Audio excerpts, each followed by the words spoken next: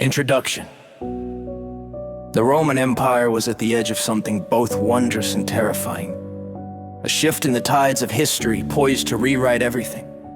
It was the year 312 CE, and the once mighty empire was unraveling at its seams. The legions were stretched thin, the people restless, and the empire divided. But in the midst of chaos, a single vision would come to define an era. Constantine had been fighting for his place among the emperors, his name etched alongside others in the blood-soaked annals of Rome. He was a soldier, a leader, a conqueror.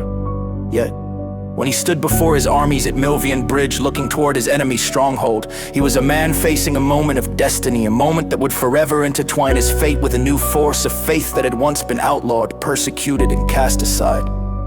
Above the battlefield, as the sun began to set, the vision struck, a cross of light appeared in the sky, glowing with an intensity that defied nature in that moment.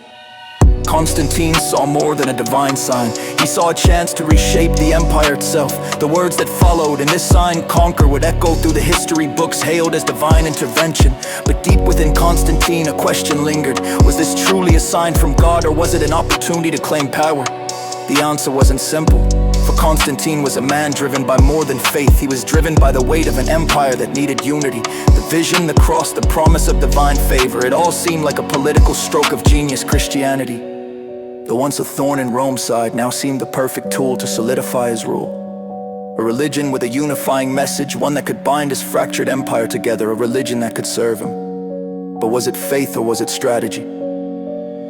In the days that followed, Constantine would make his most calculated move. He would embrace Christianity, new because it was his true path, but because it could be the glue that held the empire together, he issued the Edict of Milan, legalizing Christianity and granting religious freedom to all. Yet, in his heart, the decision was not one of divine revelation, but a means to achieve something far more earthly, the stability of Rome. Despite his public conversion, Constantine wrestled with his own beliefs. Was the vision at Milvian Bridge truly divine, or was he simply using Christianity as a tool for control? In the silence of his chambers, he wondered, could he truly believe, or had he already been compromised by the political game he had played? The weight of ruling an empire was heavy, and the burden of faith even more so.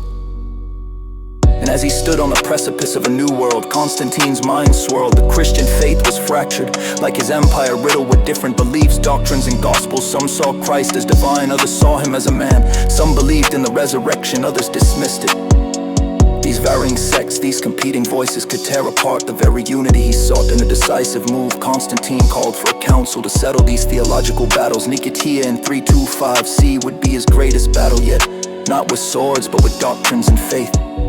The emperor, though not a theologian, would decide what was true and what was false. He would have to choose one path, one doctrine that could unite the empire. The council was not just a religious gathering, but a political event, a means to impose order on the religion he was now bringing into the empire's fold.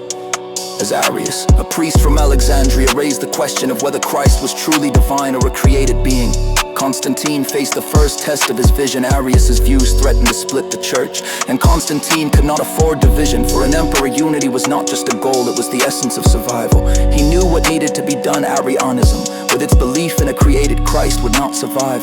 The Nicene Creed would be born from the fires of political necessity. And yet, beneath the surface, the question of truth remained. Was the Nicene Creed truly divinely inspired, or was it merely the emperor's version of truth, crafted to suit his political needs?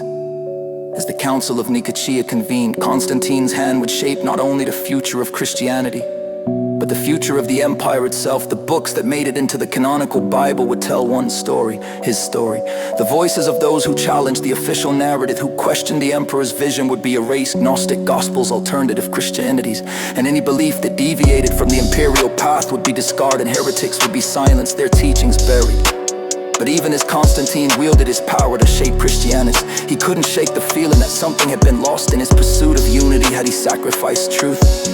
The world was changing, and with it, so too would Christianity. No longer just a faith of the oppressed, it was